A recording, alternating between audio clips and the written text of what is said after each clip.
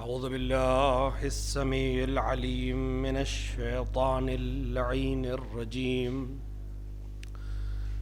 بسم الله الرحمن الرحيم. الحمد لله الذي هدانا لهذا وما كنا لنهتدي لولا أن هدانا الله. لقد جاءت رسل ربنا بالحق ثم الصلاة والسلام والتحية والإكرام على سيدنا ومولانا ومولى الثقلين جد الحسن والحسين بالقاسم مصطفى محمد وعلى آله الطيبين الطاهرين المعصومين المنتخبين المظلومين لا سيما ابن عمه غالب على كل غالب مولانا علي بن أبي طالب ولعنة الله على أعدائهم أجمعين من يوم ظلمهم إلى لقاء يوم الدين وبعد يوم الدين. أما بعد فقد قال الله سبحانه وتبارك وتعالى في كتابه المجيد وهو أصدق الصادقين وقوله الحق. بسم الله الرحمن الرحيم. قد أفلح المؤمنون. صلوات پر محمد وآل محمد. قبل اس کے کہ اس آیہ مبارکہ کے ذیل میں آپ حضرات سے گفتگو کروں، حضرات ایک بار سورہ حمد اور 3 بار سورہ اخلاص کی تلاوت فرما کر جملہ مومنین و مومنات بالخصوص مرحومہ طلت ریاض بنت ریاض حسین کی روح کو ایصال فرما دیں.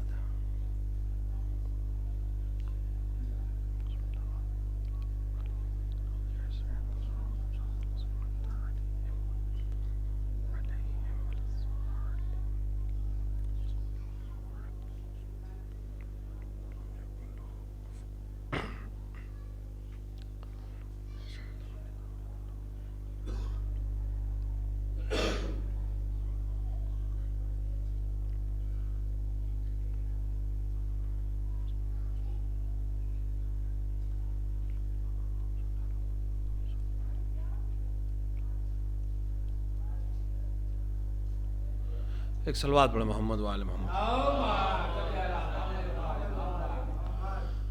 قرآن مجید میں خداوند عالم سورہ مومنون کی پہلی آیت میں ارشاد فرما رہا ہے کہ قد افلح المؤمنون، یقیناً مومنین کامیاب ہو گئے. ظاہر ہے کہ چونکہ کامیابی کی سند خود خدا دے رہا ہے تو اس پہ کوئی شک تو نہیں ہے، کہ اس سند میں کوئی شک نہیں ہے. خدا کہہ رہا ہے کہ مومنین کامیاب ہو گئے. یہاں 2 چیزیں ہیں جس پر انسان کو غور کرنے کی ضرورت ہے. ایک یہ ہے کہ کامیابی کسے کہتے ہیں، اور دوسرا لفظ جس پہ غور کرنے کی ضرورت ہے وہ یہ کہ وہ مومن کسے کہتے ہیں. کیونکہ کامیابی ایک ایسا لفظ ہے کہ جس کے معنی اور مفہوم ہر ایک کے لیے الگ الگ ہوتے ہیں. کسی انسان کے لیے کوئی چیز کامیابی ہے، دوسرے کے لیے وہ نہیں ہے، دوسری چیز کامیابی ہے. ایک انسان، ایک بچہ جو بھی کلاس 8 میں ہے، 9th میں ہے، اس کے لیے امتحان میں پاس ہو جانا ہی کامیابی ہے. وہ گھر جب آتا ہے ایگزام کا رزلٹ لے کر اپنے آپ کو کامیاب کہتا ہے کہ ماں میں پاس ہو گیا، میں کامیاب ہو گیا. تھوڑا سا اوپر گیا ہے، کسی اور کلاس میں پہنچے گا، اس کے لیے کامیابی پاس ہو جانا ہے. اسی کلاس میں بھی بہت امکان ہے کہ ایک بچے کا ہدف صرف پاس ہو جانا ہے، وہی کامیابی ہے.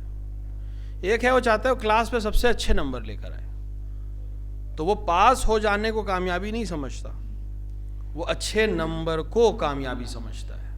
تو جس کی نظر میں اچھا پاس ہو جانا کافی ہے، اس کی نظر میں دوسرا بچہ بھی کامیاب ہے. لیکن خود یہ بچہ اپنے آپ کو کامیاب نہیں سمجھے گا جب تک خود اس نمبر تک نہ پہنچ جائے جو اس کی نظر میں کامیابی ہے.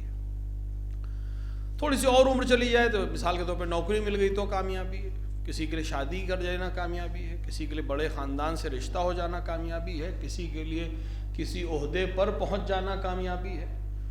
تو کامیابی اصل میں کیا ہے؟ کوئی ڈیفینیشن نہیں ہے کہ میں آپ کو بتا دوں کہ یہی کامیابی ہے. ہر ایک کی فکر کے لحاظ سے اس کی کامیابی فرق کرتی ہے. تو پھر کامیابی ہے کیا؟ کون طے کرے کہ کامیابی کسے کہتے ہیں؟ کون ہمیں بتائے آ کر کہ کامیاب کون ہے، یا اس کو ہم کامیاب سمجھیں، یا اس سے ہم کامیابی کی صحیح ڈیفینیشن لیں؟ کیونکہ ہر ایک اپنے لیے الگ الگ کامیابی کے معیار بنا رہا ہے. ہمارے لیے فکر کا لمحہ ہے کہ ہم کسے کامیاب کہیں، یا اپنے آپ کو اگر کامیاب کرنا چاہیں تو کس ٹارگٹ کو، کس ہدف کو ہم مورد نظر رکھیں. تو کوئی ایسا چاہیے جو اپنے آپ کو کامیاب بھی کہے اور اس کامیابی پر وہ آخر تک قائم بھی رہے. کیونکہ ہم نے دیکھا ہے دنیا میں ایک انسان ایک دن اپنے آپ کو کامیاب کہتا ہے، اگلے دن اسی چیز کو کہتا ہے کہ نہیں میں کامیاب نہیں ہوں، یا جس چیز کو میں سمجھ رہا تھا کامیابی ہے یہی کامیابی ہے، وہ کامیابی نہیں تھی.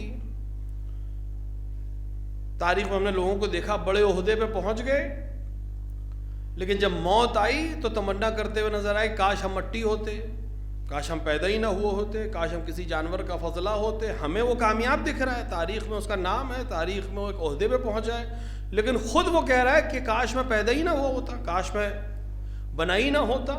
تو اس کا مطلب یہ ہے کہ ہم جسے کامیابی سمجھ رہے تھے، یا وہ خود جسے کامیابی سمجھ رہا تھا، حکومت کو، اقتدار کو، عہدے کو، آخر وقت اس کو وہ کامیابی نہیں کہہ رہا ہے، پچھتا رہا ہے، پچھتاوا ہے اس کے اندر.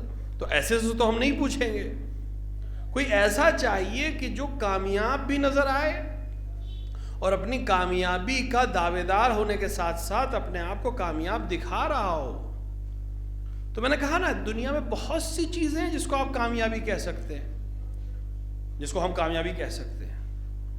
ایک شخصیت تاریخ میں ایسی ہے کہ ہر مرحلے میں ہمیں وہ کامیاب نظر آتا ہے، لیکن وہ خود اپنے آپ کو کامیاب نہیں کہتا ہے.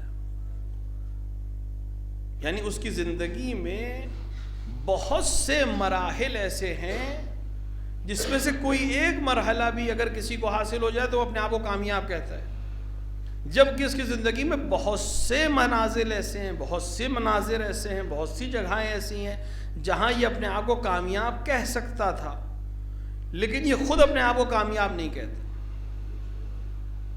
یہ شخصیت جس کا ذکر ہو رہا ہے، اس کو بہت سی خصوصیتیں دی گئیں جس میں سے ہر خصوصیت اس لائق ہے کہ انسان اپنے آپ کو کامیاب کہے، لیکن خود یہ شخص اپنے آپ کو کامیاب نہیں کہتا. ان میں سے کسی چیز کے حاصل ہونے کے باوجود کامیاب نہیں کہتا. کچھ فضیلتیں ایسی ہیں جو صرف اس ذات کی ہے، کسی اور کو ہے ہی نہیں، نہ اول میں نہ آخر میں کسی کو حاصل نہیں ہے یہ چیز، لیکن یہ شخص اپنے آپ کو کامیاب نہیں کہتا.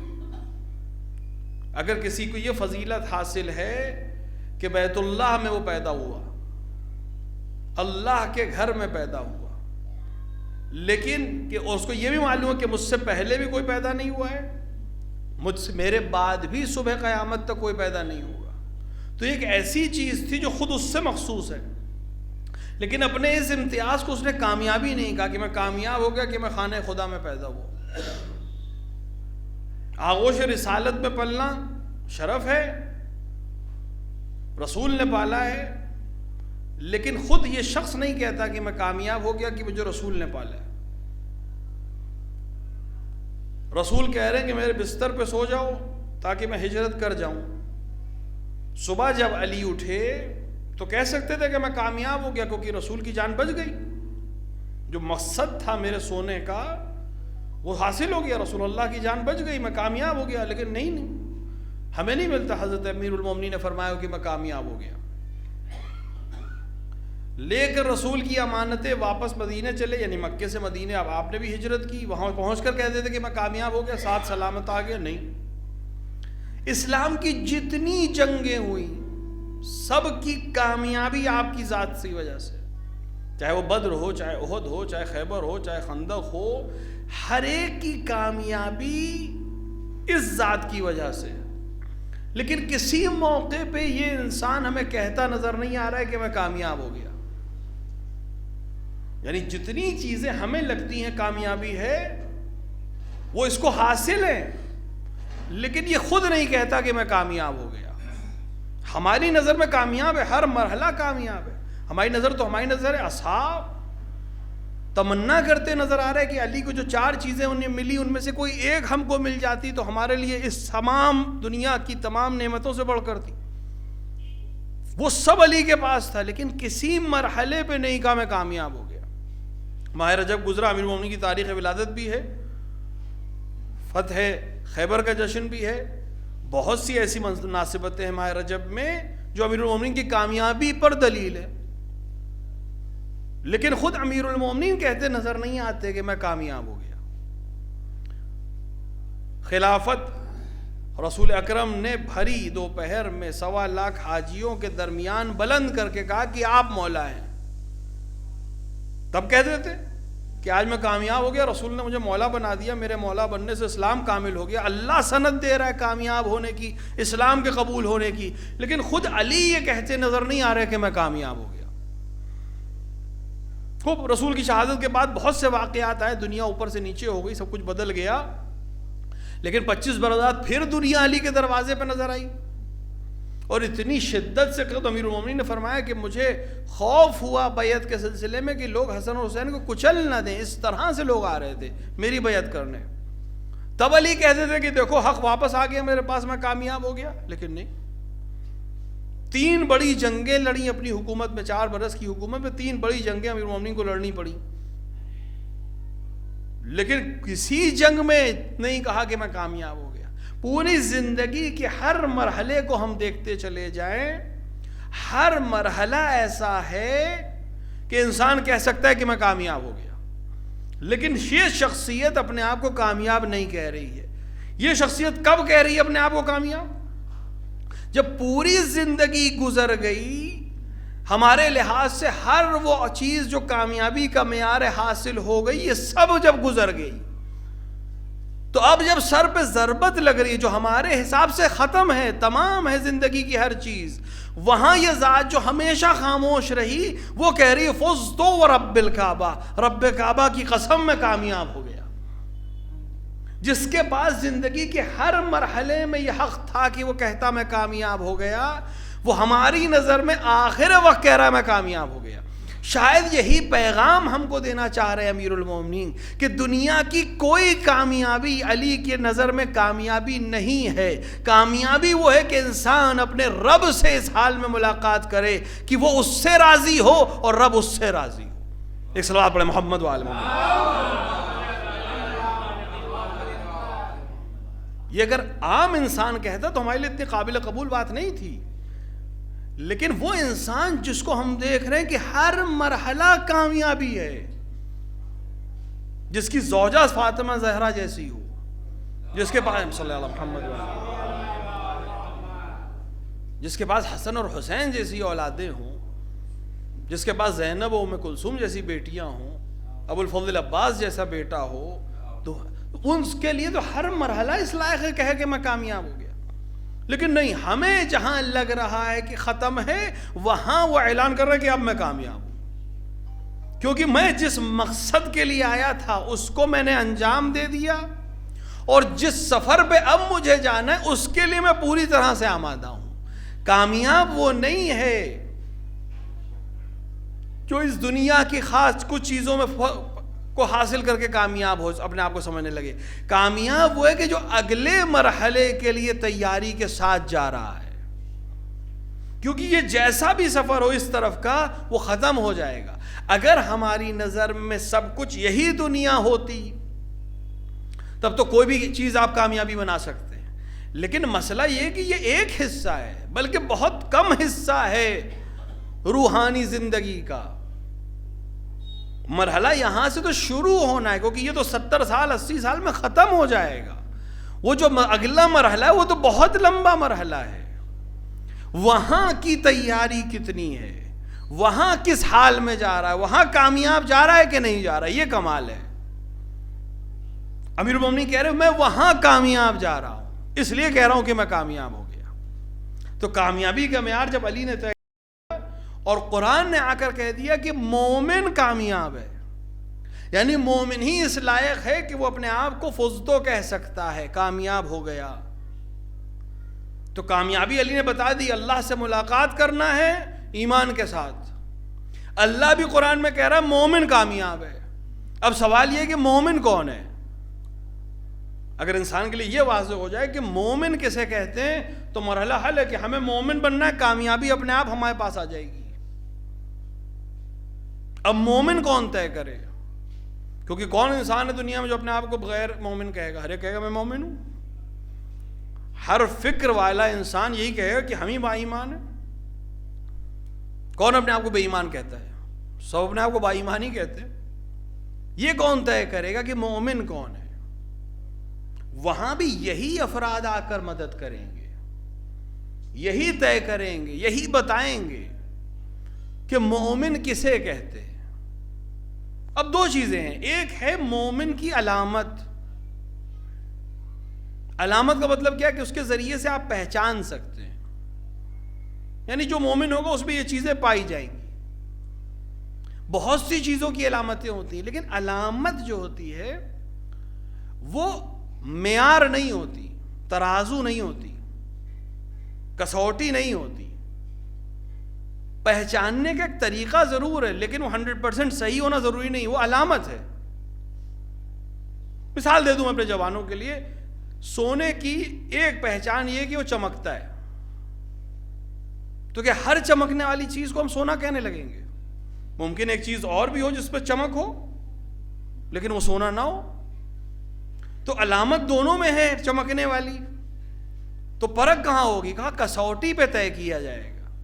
کوئی فن کا ماہر ہوگا جو سونے کی کسوٹی کو جانتا ہو، پرکھنا جانتا ہو، اس کے سامنے جب دونوں چیزیں جائیں گی تو بتا دے گا کون سا سونا ہے کون نہیں ہے۔ تو علامت کافی نہیں ہے کسی چیز کو سمجھنے کے لیے، علامت مدد کرتی ہے لیکن کسوٹی نہیں ہوتی۔ اس کے بل کے اوپر آپ فیصلہ نہیں دے دیں گے کہ یہ سونا ہی ہے، کسوٹی پہ پرکھنا پڑے گا، کیونکہ ممکن ہے ایک دو چیزوں میں ایک ہی جیسی علامت ہو، بعد میں طے ہوگا۔ بہنے والی چیز پانی بھی ہو سکتی ہے، بہنے والی چیز کوئی اور چیز بھی ہو سکتی، کیونکہ ہر بہنے والی چیز تو پانی نہیں ہے، لیکن پانی کی ایک علامت یہ کہ وہ بہتا ہے، لیکن ہر بہنے والی چیز کو ہم پانی نہیں کہیں گے۔ پانی کے معیار الگ ہے، اس کو چیک کریں گے پھر ہم کہیں کہ ہاں یہ پینے لائق پانی ہے۔ تو ہر چیز کی علامت الگ ہے اور کسوٹی الگ ہے۔ ہمارے درمیان اکثر باتیں ہوتی ہیں حضرت کے سلسلے میں، اب شعبان کا مہینہ ماشاءاللہ آ ہی گیا ہے، حضرت سے منسوب مہینہ، تو بہت جوانوں کے درمیان بحث ہوتی ہے، مباحثہ ہوتا ہے۔ آج کل تو خیر واٹس ایپ نے آ کے بہت سے مسائل جہاں آسان کیے وہاں مصیبت بھی کر دی ہے، کہ وہ ہر چیز جو واٹس ایپ پہ آئی ہے اس کو سند سمجھنے لگتے ہیں ہمارے جوان، بغیر چیک کیے، بغیر ریلیٹ کیے، بغیر اس کو ریفرنس کراس چیک کیے ہم اس کو وہی سمجھنے لگتے ہیں۔ جا کے دیکھیں کتاب کا نام لکھا ہونا کافی نہیں ہے، اس کتاب میں واقع ہے کہ نہیں ہے، اور وہ کتاب ہمارے لیے قابل قبول ہے کہ نہیں ہے۔ تو بہت سی چیزیں حضرت کے ظہور کی علامت بیان کی جاتی ہیں، اور پھر انسان اس کو طے کرنے لگتا ہے کہ دیکھیے صاحب ایسا ہو رہا ہے، وہ فلاں جگہ میں نے پڑھا تھا پوسٹ میں کہ یہ سب علامتیں ظہور کی ہیں، بس ہونے والا ہے ظہور۔ تو اس کو سمجھانے کی ضرورت ہے کہ علامت اور علت میں فرق ہوتا ہے، علامت اور کاز میں فرق ہوتا ہے۔ علامت کا مطلب یہ کہ جب بھی ظہور ہوگا اس وقت یہ ہو رہا ہوگا، لیکن یہ ہو رہا ہو تو ظہور بھی ہو جائے یہ ضروری نہیں ہے۔ ظہور کے لیے کاز الگ ہے، علامت الگ ہے۔ جب بھی ظہور ہوگا یہ چیزیں ہو رہی ہوں گی، لیکن کیا ضروری ہے کہ جب یہ ہو رہا ہو تب ظہور ہو جائے؟ نہیں، جب ہوگا ظہور تو یہ ہو رہا ہوگا، یہ اس کی علت نہیں ہے، یہ اس کا ایفیکٹ ہے، معلوم ہو جائے گا۔ آس پاس کے ماحول کیسا ہوگا یہ بیان کر رہے ہیں، لیکن ہر وقت جب وہ ماحول ہو ضروری ہو جائے گا ظہور ہونا، ایسا ضروری نہیں ہے۔ اس کا نقصان کیا ہوتا ہے؟ نقصان یہ ہوتا ہے کہ اگر انسان علامت کو علت سمجھ لے تو ممکن ہے علامتوں کو دیکھنے کے نتیجے میں جب اس کو اصل ظہور کی خبر نہ ملے تو اس کا دل اس عقیدے سے ہٹنے لگے، یہ نقصان ہے۔ اس کو سمجھانے کی ضرورت ہے کہ دیکھو علامت الگ ہے، علت الگ ہے۔ علت اللہ جانتا ہے، علت معصوم جانتے ہیں، وہ طے کریں گے۔ تم سے جو کہا گیا تم وہ کرو، تم سے نہیں کہا گیا کہ علامتوں کو گنو، تم سے نہیں کہا گیا ہے کہ غیبت کے زمانے میں علامتوں کو شناسائی کرو، تم سے نہیں کہا گیا ہے کہ بیٹھ کر ریسرچ کرو کہاں کیا ہوا کیا نہیں ہوا. تم سے کہا گیا ہے میرا انتظار کرو. کیا مطلب؟ ہاتھ پہ ہاتھ رکھ کے نہیں, میرا انتظار کرو تیاری کے ساتھ. نظروں کا زمانہ ہے, مثال آسان ہے. آپ کے گھر میں نظر ہوتی ہے تو کیا بس ایسے ہی ہو جاتا ہے؟ کتنی تیاری کرنی ہے, ایک ایک چیز کا آپ خیال رکھتے ہیں. اور یہ ساری تیاری آپ کو مہمان کے آنے سے پہلے کرنی ہے, اس کے آنے کے بعد نہیں کرنی. ایک چھوٹی سی نظر گھر میں کرنی ہے, 100-200 لوگوں کو بلانا ہے, کتنی دنوں سے ہم تیاری کرتے ہیں. تو جو پوری بشریت کو کامیاب کرنے کے لیے آ رہا ہے, اس کے لیے ہم صرف بیٹھے رہیں نہیں, ہمیں تیاری کرنی پڑے گی. وہ الگ بحث ہے کہ تیاری میں کیا کریں, اس موضوع نہیں ہے اس وقت. تو بحث یہ ہے کہ علت الگ ہے اور علامت الگ ہے. مومن کی بھی بہت سی نشانیاں بیان ہوئی ہیں. نشانی سے ہم مومن نہیں پہچان پائیں گے. تھوڑی بہت سوچ بوجھ ہو جائے گی, ہاں یہ مومن والی چیزیں اس کے اندر مل رہی ہیں, لیکن ضروری نہیں کہ جس کے پاس وہ علامت ہو وہ مومن بھی ہو. مومن کی 5 علامتوں والی حدیث تو تقریباً ہم سب کو یاد ہے. ہمارے آپ کے 11ویں امام کی حدیث ہے کہ 5 علامتیں ہیں مومن کی. ایک ہے 51 رکعت نماز پڑھنا. البتہ اس کا مطلب نہیں کہ لوگ جو نہیں پڑھ پاتے ہیں وہ پریشان ہو جائیں گے, ہم تو ہے ہی نہیں علامت. میں نے عرض کیا کہ مومن ہونے میں ایک علامت یہ بھی ہے, نہیں پڑھتا ہو سکتا کچھ اور کرتا ہو جس کے ذریعے سے برابر ہو جاتا ہو حساب کتاب. 17 رکعت تو پڑھنا ہی پڑھنا ہے, اس سے تو کوئی بچت نہیں ہے. باقی جو 34 ہے, ہمارے استاد اخلاق کے ہیں, خدا ان کو سلامت رکھے, وہ کہتے تھے کبھی کبھی پڑھ لیا کرو, کچھ نہیں تو شب قدر میں پڑھ لیا کرو. اس دن رمضان کے مہینے میں وقت ہوتا ہے, انسان بہرحال عبادت زیادہ باہر ہے مہینہ, ان میں پڑھ لے تاکہ کم سے کم سال میں 1 بار 2 بار حضرت کی فرمائش کے مطابق 51 رکعت نماز پڑھی ہو. ہر دن نہیں کر سکتا تو مثلا کسی دن صبح کی نوافل پڑھ لے, کسی دن ظہر کی پڑھ لے, کسی دن عصر کی پڑھ لے. کم سے کم اپنے آپ کو عادی رکھے. اور خدا تو ان مہینوں میں بہت زیادہ فراوان نعمت دے رہا ہے. ماہ شعبان کے لیے تو ایسی ایسی روایتیں, ہمارے اور آپ کے آج کی اصطلاح میں سیل لگی ہوئی ہے ثواب کی. چھوٹا سا عمل ہو, اس کا اتنا عظیم اجر. ماہ شعبان کے پنجشنبہ, کل پنجشنبہ ہے, جو روزہ رکھے حضرت نے فرمایا جنت اس کے لیے واجب ہے. ماہ شعبان کے پنجشنبے کو روزہ رکھنا. اگر دنیا کی کوئی حاجت ہو تو پنجشنبے کے دن یعنی جمعرات کا دن لکھنؤ کی اصطلاح میں 2 رکعت نماز پڑھے قربتاً اللہ کی نیت سے. دونوں رکعت پہ سورہ حمد کے بعد سورہ قل هو اللہ کی تلاوت 100 بار کرے. بہت زیادہ وقت نہیں لگے گا, 15 منٹ لگیں گے آپ کو 2 رکعت پڑھنے میں. اور 100 بار صلوات پڑھے سلام بھیجنے کے بعد. خداوند عالم رسول نے فرمایا کہ خدا اس کی 20 دنیا کی اور 20 اخروی حاجتوں کو پورا کرے گا. تو یہ بہت چھوٹے چھوٹے کام ہیں جو ہم کر سکتے ہیں. ماہ شعبان کی عظمت سے خدا عطا کر رہا ہے. تو ایک علامت یہ ہے کہ 51 رکعت نماز پڑھتا ہوں. دوسری علامت کیا ہے؟ اپنے سیدھی انگلی میں انگوٹھی پہنتا ہوں. میں نے کہا علامت ہے, یہ گارنٹی نہیں کہ جس کے ہاتھ میں سیدھے ہاتھ میں انگلی میں انگوٹھی وہ مومن ہے. مومن بھی پہنتا ہے سیدھے ہاتھ میں انگلی پہ, سیدھی ہاتھ میں کسی انگلی میں انگوٹھی پہنتا ہے. سجدہ خاک پہ کرتا ہے, علامت مومن ہے. یہ تو ہم سجدے گاہ اپنی مسجدوں میں یا اپنے گھروں میں ہے, اس کی وجہ یہی ہے کہ ہم خاک پہ سجدہ کرنا چاہتے ہیں. رسول کے زمانے میں ظاہر چٹائیاں نہیں تھیں, قالین نہیں تھے. رسول کی مسجد میں تو فرش بھی نہیں تھا, مٹی تھی. تو رکوع سجود جب بھی کر رہے تھے, جب سجدہ سر کرتے تھے تو مٹی پہ سجدہ کرتے تھے. مسئلہ تب ہے جب مٹی نہیں ہے. بہترین موضع کیا ہے؟ خاک پہ سجدہ کرنا, یا اس سے اگنے والی چیزوں پہ جو کھانے و پینے کے کام نہیں آتی ہیں. تو اب جب فرش بچ گیا مسجد میں, قالین بچ گیا, تو اب خاک کہاں سے لائیں؟ اب 2 طریقے, یا تو ہم خاک لے کر آئیں وہاں ڈالیں اور پھر اس کے بعد مسجد کا کیا حال ہوگا. دوسرا طریقہ وہ جو ہم نے اپنایا کہ تھوڑی سی خاک کو اگر پانی سے ملا دیں تو پھر وہ اڑے گی نہیں, وہ مہر کی شکل میں، سجدگاہ کی شکل میں ہو جائے گی، ہے وہ خاک. ہدف ہمارا یہ کہ ہم خاک پہ سجدہ کریں. ہاں اب ان خاک میں اگر کوئی خاک وہاں سے منسوب ہو جائے، خاک شفا بن جائے، تو پھر اس کے لیے الگ سے فضیلت ہے کہ جہاں ہر سجدہ جو انسان کرتا ہے ضروری نہیں ہے کہ وہ 7ویں آسمان تک پہنچے، لیکن اگر جبین کو خاک شفا پہ رکھ دیا جائے تو وہ 7 حجاب کو چیر کر سجدے کو معبود تک پہنچاتا ہے. یعنی میرے سجدے میں وقت نہیں کہ وہ وہاں تک جائے، اس خاک میں اتنی شدت ہے اور اس خاک کے وارث میں اتنی زیادہ خدا نے عزت اس کو دی ہے کہ اس کی شرف سے میرے جیسے حقیر کا سجدہ بھی وہاں چلا جائے گا. میرے سجدے میں کچھ نہیں ہے، اس خاک میں عظمت ہے کہ وہ مجھ جیسے حقیر کے سجدے کو بھی 7ویں آسمان تک پہنچا دے. ہدف ہمارا خاک پہ سجدہ کرنا ہے، جو علامت ہے مومن کی. چوتھی علامت ہے الجہر بالبسم اللہ، یعنی بسم اللہ الرحمن الرحیم. وہ دن کی 2 نمازیں ہیں جو خاموشی میں آپ پڑھتے ہیں، ظہر کی اور عصر کی، اس میں بھی بسم اللہ الرحمن الرحیم بلند آواز سے پڑھنا، یہ علامت ہے مومن کی. تو یہ علامتیں ہیں. اور 5ویں علامت ہے زیارت اربعین حسین ابن علی. اسی وجہ سے یہ حدیث ہم سب کو یاد رہتی ہے کہ انشاءاللہ ہم سب کو خدا 40 میں زیارت حسین ابن علی نصیب فرمائے.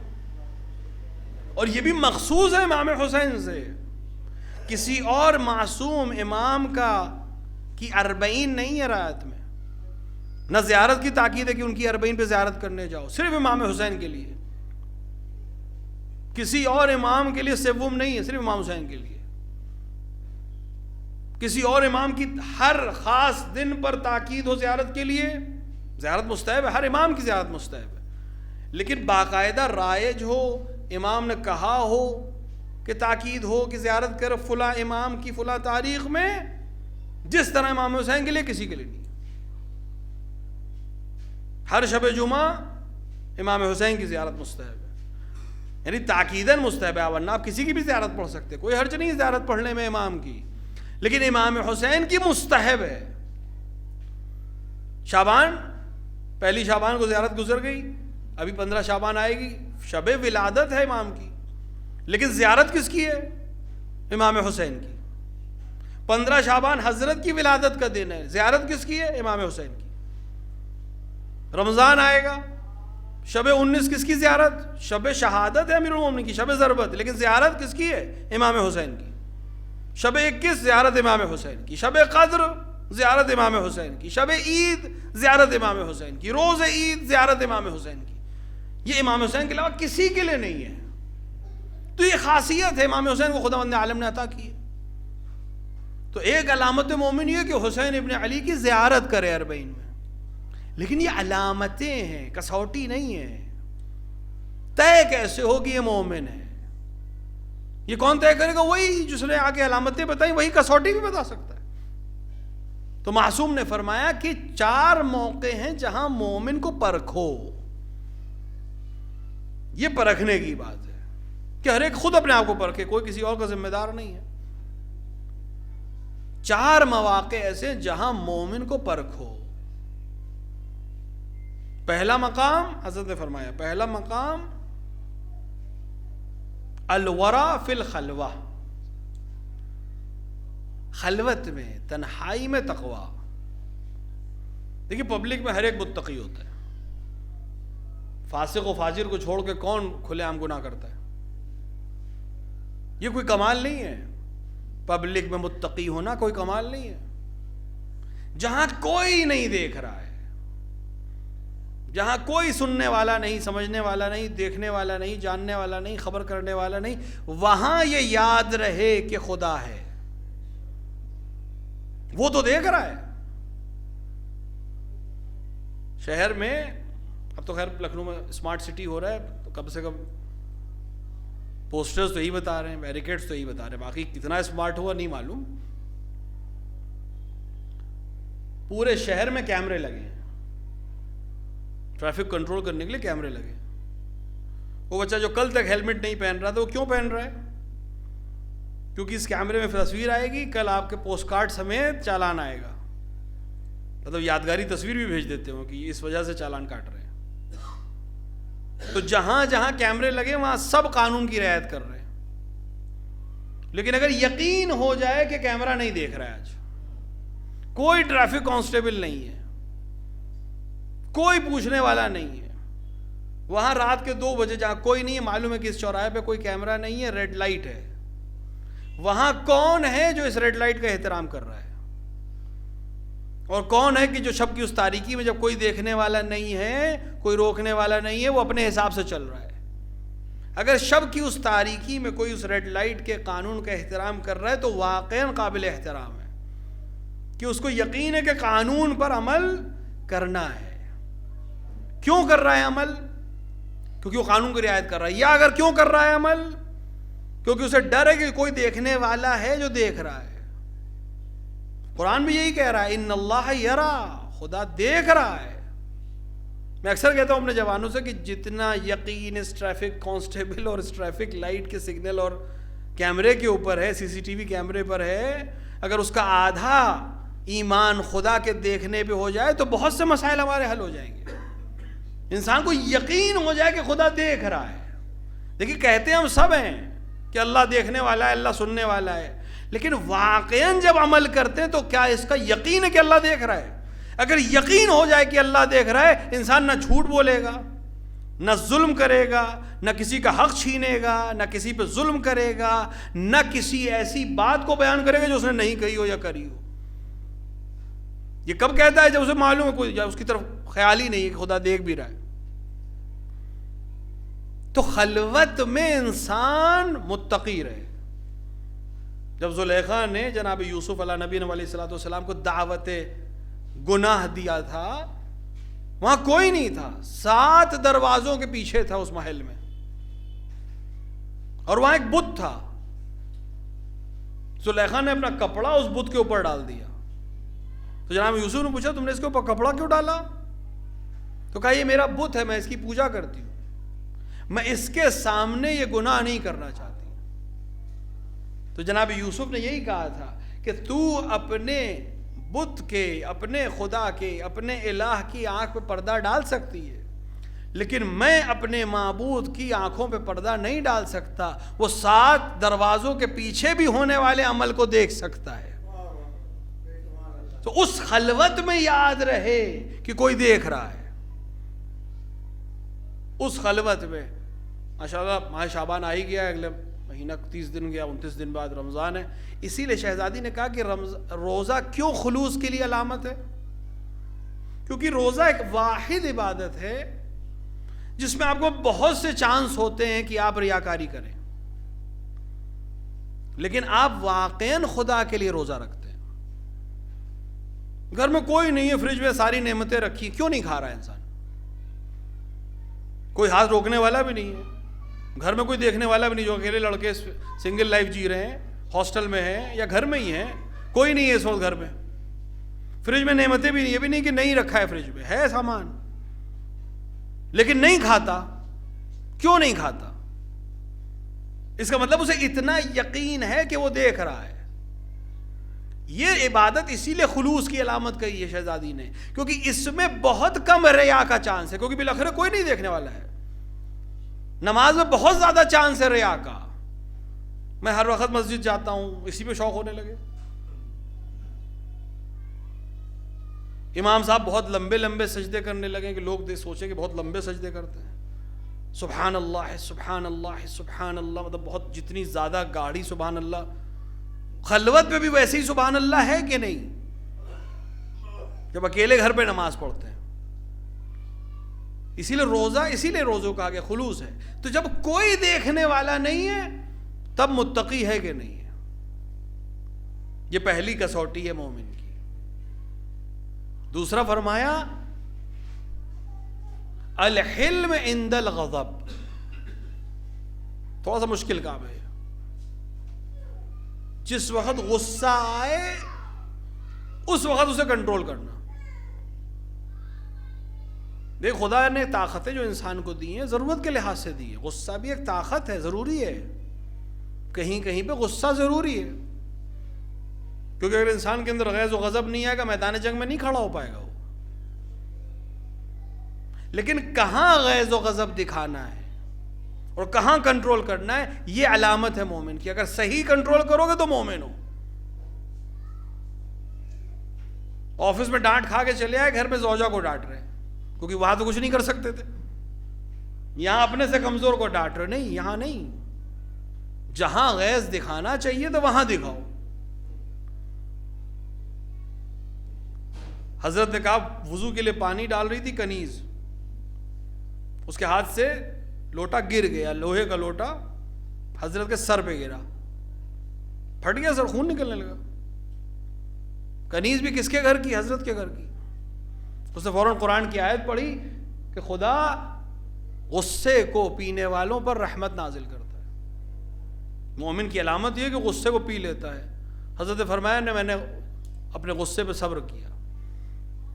فرمایا اور وہ بہترین کلام کرتے ہیں، کہا تجھے معاف بھی کیا. اور کہا وہ اللہ کی راہ میں نیک عمل بھی انجام دیتے ہیں، کہا تجھے آزاد بھی کر دیا. تو یہ ہم جب بیان کرتے ہیں حضرت کے فضائل کہ حضرت کے اوپر کنیز نے ظرف گرا دیا جس سے حضرت کے سر پہ چوٹ لگی، خون نکلا، لیکن حضرت نے نہ صرف یہ کہ اس کو کچھ نہیں کہا، معاف کر دیا اور رخصت کر دیا. یہ صرف اس لیے نہیں کہ میں بیان کروں آپ سبحان اللہ کہہ دیں، یہ اس لیے کہ تمہاری زندگی میں یہ کتنا داخل ہے. جب بچے سے غلطی ہو گئی پانی لاتے میں، زوجہ سے غلطی ہو گئی کھانے میں مرچ زیادہ ہو گئی، اب ہنگامہ ہے، نہ جانے کیا زیادہ ہو گیا اس میں. اس وقت کنٹرول کرتے ہو یا نہیں؟ تب معلوم ہوگا کہ تم مومن ہو یا نہیں ہو. اور یہ پرکھ خود کو خود کرنی ہے، کسی اور کو کرنے کی ضرورت بھی نہیں. غصہ تب جب اللہ کے لیے ہو، غیظ و غضب کب؟ جب اللہ کی راہ میں ہو. طاقت دی اس نے اسی لیے دی. تیسری علامت حضرت نے فرمایا الصدقہ عند الحاجہ یا عند الشدہ، یعنی اس وقت عطا کرنا جب خود ضرورت ہو. ایک دفعہ ایک انسان کے پاس ہے، کوئی مانگنے آیا آپ نے دے دیا، کوئی بڑا کمال نہیں ہے. وہاں بھی معیار ہیں، اسلام نے بیان کیا ہے معیار کو. اگر تمہارے پاس بہت ہے، پریشانی نہیں ہے، تو کچھ واجب صدقات ہیں، زکوٰۃ ہے، خمس ہے، اس کو ادا کرو گے. واجب کو کھل کے دو، دنیا کے سامنے بیان کر کے دو. کیوں؟ تاکہ دوسروں کو بھی توفیق ہو واجب ادا کرنے کی. لیکن اس میں مستحب بھی ہے، کچھ مستحب چھپ کے دو. اس طرح سے دو کہ تمہیں اور تمہارے خدا کے علاوہ کسی کو خبر نہ ہو. بلکہ جن ہستیوں نے ہم تک یہ بات پہنچائی ہے انہوں نے تو ایسا دیا ہے کہ جس کو دیا اسے بھی خبر نہیں ہے. یہاں انسان خلوص سے، اب تو آج کل کے خلوص کو تو اگر کیا کہنا، جب تک وہ فیس بک پہ تصویر ڈال نہ دے اپنے دینے کی تب تک تو اس سے قبول ہوا ہی نہیں. قربتاً اللہ کی نیت اسی فیس بک پہ ہے. جب تک پوسٹ نہ ڈال دیں کہ یہ نیک عمل ہم سب نے مل کے کیا ہے، لینے والا بیچارہ ایک غریب مظلوم 10 ہاتھ لگے ہوتے ہیں اس چھوٹی سی چیز میں، دے رہے ہیں. نہیں، اس طرح دو کہ کسی کو خبر نہ ہو. اور ان ہستیوں نے تو ایسے دیا کہ اس کو بھی خبر نہیں کہ کس نے دیا ہے. یہ کمال ہے. رات کی تاریکی میں جا کے اس کے دروازے پہ رکھ کے چلے آئے، اسے خبر بھی نہیں کون دے رہا ہے. یہ مستحب کے لیے. یہ دونوں با کمال ہے. اس میں شرط کیا ہے؟ نہ اتنا زیادہ انفاق کرو کہ اپنے لیے پریشانی بن جائے، نہ اتنا کم رکھو کہ کنجوس کہلاؤ. برابر بیچ کا معاملہ رہنا چاہیے. یہ کب ہے؟ جب ہو تمہارے پاس. لیکن علامت مومن یہاں نہیں ہے. علامت مومن وہاں ہے، امتحان مومن کا ہے جب خود کو ضرورت ہو، اس وقت عطا کرنا. حضرت کی خدمت میں ایک شخص آیا کہ یا رسول اللہ 3 دن سے کچھ نہیں کھایا ہے، آج کی رات آپ کچھ دے دیجیے. رسول اللہ نے کہا اپنے اصحاب سے کہ کسی کے پاس کچھ ہے جو میرے مہمان کو کچھ دے دے. سارے اصحاب کھڑے ہو گئے، یا رسول اللہ کچھ نہیں آج. رسول نے اپنی زوجہ سے پوچھا جو پس پردہ تھی کچھ ہے گا؟ نہیں. وہ بھی چلی گئی. رسول اللہ اکیلے کھڑے. امیر المومنین داخل ہوئے، رسول کا چہرہ کھل گیا کہ میری ہر مشکل کی مشکل کشائی تو اسی کے ذریعے سے. پوچھا یا علی میرے مہمان کو اپنا مہمان کریں گے؟ یا رسول اللہ آپ کا مہمان میرا مہمان. لے کے چلے گئے. پوچھا بھی نہیں کہ مثلا میں گھر پہ جا کے پوچھ کے آؤں, نہیں جا رہا ہوں, لے کے چلے گئے.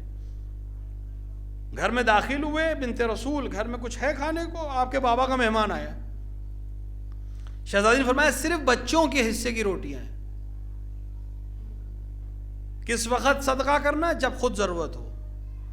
کہا بچوں کو آج پانی پلا کے سلا دیجئے, گھر میں آئے ہوئے مہمان کو ان کا حصہ دے دیجئے. ضرورت کے وقت عطا کرنا. دے دیا.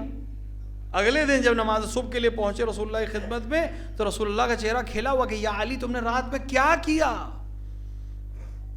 کہ ملائک کا نزول ہوتا رہا, اور خدا فرما رہا ہے قرآن میں کہ بعض ایسے بھی ہیں جو اپنے آپ پر دوسروں کو ترجیح دیتے ہیں کہ میں اپنی ضرورت کو پس پوچھ ڈالوں, دوسروں کو دوں. اور چوتھی کسوٹی مومن کی الصبر عند المصیبہ, مصیبت پر صبر کرنا. صبر کی بہت سی قسمیں, اس میں نہیں جانا ہے اس وقت تمام ہے تقریباً. ایک صبر وہ ہے جو تقریباً ہم سب کرتے ہیں, مجبوری کا صبر, یعنی ہم کچھ کر ہی نہیں سکتے.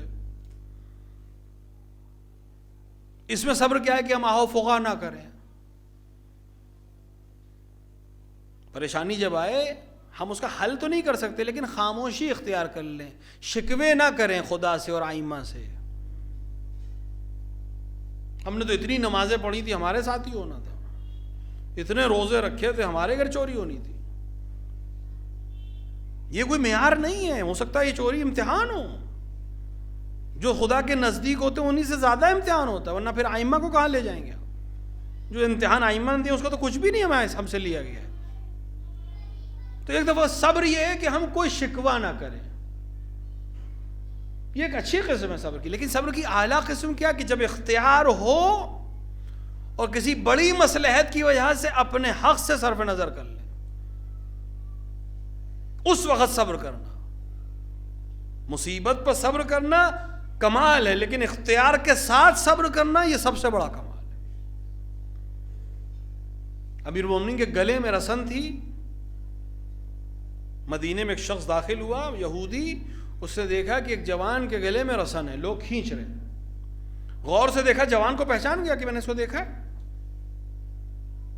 قریب میں کھڑے مسلمان سے پوچھا کیا یہ علی ہے؟ کہ میری آنکھیں صحیح دیکھ رہی ہیں, یہ علی ہے؟ کہاں علی ہے؟ اس نے کچھ نہیں کہا, سیدھے گیا امیر المومنین کے پاس. وہ کہ یا علی میں گواہی دیتا ہوں کہ اللہ وحدہ لا شریک کے علاوہ کوئی خدا نہیں ہے, اور میں گواہی دیتا ہوں کہ محمد اللہ کے سچے رسول تھے, اور میں گواہی دیتا ہوں کہ آپ اس کے ولی ہیں. لوگوں نے پوچھا کہ تو نے وہاں کلمہ نہیں پڑھا, آج کیوں کلمہ پڑھ رہے ہو؟ کہ میں نے اس جوان کو اپنی آنکھوں سے مرہب کو قتل کرتے دیکھا ہے. اگر آج اس کے گلے میں رسن ہے اور یہ خاموش ہے تو کوئی واقعی خدا ہے کہ جو اس کو اس خاموشی کے لیے تیار کر رہا ہے. کوئی واقعاً سچا رسول تھا جس کی خبر کو اس نے تصدیق کی ہے, ورنہ جس کے پاس اتنی طاقت ہو وہ صبر نہیں کر سکتا. امیر المومنین کا صبر مصلحت بیان کر رہا ہے. آج ہمارے لیے واضح ہو گئی بات کہ اگر علی صبر کر رہے ہیں, میں اگر حکومت لے لوں لوگ اس کو حکومت سمجھیں گے, لیکن اگر میں صبر کروں گا نہ جانے کتنے یہودی اسلام کی طرف مائل ہو جائیں گے. میرا صبر اسلام کے لیے ہے, اور اس صبر کو اگر کمال پر دیکھنا ہو تو پھر اس ذات کی طرف دیکھنا پڑے گا جس سے آج کا دن جو گزر گیا منسوب ہے روایت. ظاہر ہے کہ اس کا کمال یہ کہ وہ علی کی زینت ہے. نام بھی کسی ایسے نے ایسے ہی نہیں رکھ دیا گیا, خدا نے رکھا ہے. تو خدا نے جب زینب کہا ہوگا تو پہلے امیر المومنین کے تمام فضائل کو اپنی آنکھوں کے سامنے رکھا ہوگا, اپنی نظر کے سامنے, اور پھر اس کی زینت اس ذات کو قرار دیا ہے. جو کائنات کی مخلوقات کے لیے زینت ہے, اس کی زینت یہ ذات ہے. تو پھر ہر چیز میں زینت ہے. اگر علی صابر ہیں تو پھر زینب بھی صبر علی میں زینت بنیں گی. اور کس طرح سے صبر کیا ہے. جناب زینب کا صبر بیان نہیں ہو سکتا. ہمیں تو پتہ ہی نہیں کیا کیا کیا ہے. وہ چیزیں جو ہم تک پہنچی ہیں, ابھی ہم اصل چیزیں تو پہنچی بھی نہیں بہت کچھ, لیکن یہ صبر زینب کا نتیجہ ہے کہ آج ہم اور آپ یہاں بیٹھ کر حسین کو یاد کر سکتے ہیں. آپ علی کو جانتے ہیں, آپ حسن کو جانتے ہیں, آپ رسول کو جانتے ہیں, آپ کلمہ لا الہ الا اللہ جانتے ہیں, شعبان کے روزے پتہ ہیں, رمضان کے روزے پتہ ہیں, واجبات پتہ ہیں. کیوں؟ کیونکہ زینب نے صبر کیا. حسین نے بھی صبر کیا, لیکن زینب نے بھی صبر کیا. دونوں کے صبر میں فرق ہے. حسین کے تمام ظاہری طور پر جتنی پریشانی ہے اس وقت زینب ساتھ میں ہیں, کیونکہ زینب اور حسین کو خدا نے اس طرح سے بنایا کہ ساتھ رہیں گے دونوں. جناب زینب کے لیے علماء نے لکھا ہے کہ جب آپ چھوٹی تھیں اور امام حسین آپ کے گہوارے سے دور چلے جاتے تھے تو آپ رونے لگتی تھی, اور تب تک قرار نہیں آتا تھا جب تک حسین نہ آ جائیں. اسی لیے جب عقد ہوا جناب زینب کا تو امیر المومنین نے شرط رکھ دی تھی کہ آپ کبھی, عبداللہ سے شرط رکھ دی تھی کہ آپ کبھی حسین سے ملنے سے نہیں روکیں گے, اور جب حسین سفر کریں گے آپ اجازت دیں گے زینب کو جانے, کیونکہ ظاہر سی بات ہے زوجہ کے لیے شوہر کی اجازت ضروری ہے باہر نکلنے کے لیے. یہ دونوں بھائی بہن ساتھ ہیں. رسول اللہ کی شہادت حسن حسین کے طرح جناب زینب ساتھ میں, جناب صدیقہ طاہرہ کی شہادت دونوں بھائی بہن ساتھ میں, امیر المومنین کی شہادت بھائی بہن ساتھ میں, امام حسن کی شہادت ساتھ میں. یہاں تک کہ اب وہ موقع ہے کہ اب حسین مدینے سے نکل رہے ہیں, زینب کو اجازت حاصل ہے, زینب بھی ساتھ چلیں گی. تقریباً آج پہلی شعبان, بعض روایات میں 2 یا بعد میں 4 شعبان کو حسین مکے پہنچے تھے, زینب ساتھ میں. مکے سے روانگی 8 ذی الحج, زینب ساتھ میں. 2 محرم کربلا میں پہنچنا, زینب ساتھ میں. شب عاشور مہلت مانگنا, زینب ساتھ میں. ہر مرحلے میں جناب زینب ہیں. جب امام حسین کے لیے مصیبت کا وقت ہے جناب زینب ہیں, لیکن ایک ہنگام وہ آ رہا ہے کہ اب حسین جا رہے ہیں. یعنی وہ بھائی جو حسین زینب سے کبھی جدا نہیں ہوا تھا اب یقین ہے کہ جدا ہونے جا رہے ہیں. اور یہی وجہ ہے کہ جناب زینب اتنی مضطرب تھی اس وقت, روایت میں ملتا ہے کسی طرح چین نہیں آ رہا تھا آپ کو. یہاں تک کہ امام حسین ایک خیمے میں الگ لے گئے کہ زینب تمہارا کیا حال ہے؟ کہ بھائی میں نہیں رہ پا رہی ہوں, مجھے چین نہیں پڑ رہا ہے, میں برداشت نہیں کر پا رہی ہوں کہ آپ جا رہے ہیں. اور یہی وہ موقع ہے کہ امام حسین نے اپنے علم امامت اور حکم امامت سے جناب زینب کے قلب کی طرف اشارہ کیا کہ اس کو ٹھہراؤ آ جائے, کیونکہ اگر یہ نہ ہوتا تو پورا وہ عمل جو جناب زینب کو کرنا تو شاید نہ ہو پاتا اس طرح. وہ محبت جو بھائی سے تھی, بہت امکان تھا جناب زینب پھر اس کتاب نہ لا سکتی, اور زینب سے بہت کام لینے ہیں. تو تاریخ میں ہم نے یہ تو دیکھا کہ جب جب حسین کے لیے مصیبتیں زینب ہیں, لیکن عصر عاشور حسین کی ظاہری مصیبت تمام ہو گئی اور زینب کے لیے مصیبت شروع ہوئی. اور اس مصیبت میں زینب اکیلی ہیں, اور اس طرح سے اکیلی ہے کہ اب حسین بھی زینب ہیں, عباس بھی زینب ہیں, علی اکبر بھی زینب ہیں, جتنی ہستیاں وہ سب اکیلی زینب ہیں. کتنے عمل انجام دینے ہیں زینب کو. زین العابدین کی حفاظت کرنی ہے, بچوں کی حفاظت کرنی ہے, اور سب سے اہم حسین کے مقصد کی حفاظت کرنی ہے. آسان نہیں تھا جناب زینب کے لیے, حسین کی جدائی آسان نہیں تھی.